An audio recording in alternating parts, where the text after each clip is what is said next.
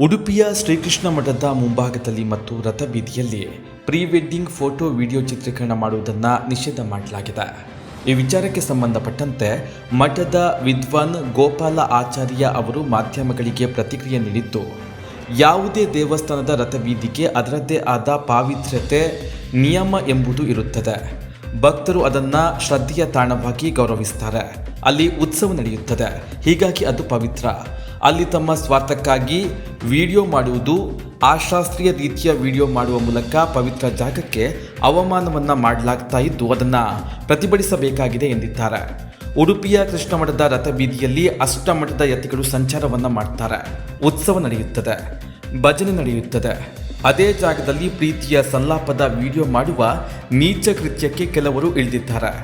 ಯಾತ್ರಿಕರಿಗೆ, ಪೀಠಾಧಿಪತಿಗಳಿಗೆ ಮುಜುಗರವಾಗುವ ಹಾಗೆ ಜನ ತಲೆ ತಗ್ಗಿಸಿ ನಡೆಯುವ ಪರಿಸ್ಥಿತಿ ಎದುರಾಗಿದೆ. ಹೀಗಾಗಿ ಪರ್ಯಾಯ ಪೀಠಾಧಿಪತಿ ಶ್ರೀ ಸುಗುಣೇಂದ್ರ ತೀರ್ಥರು ಇದನ್ನು ಖಂಡಿಸಿದ್ದಾರೆ.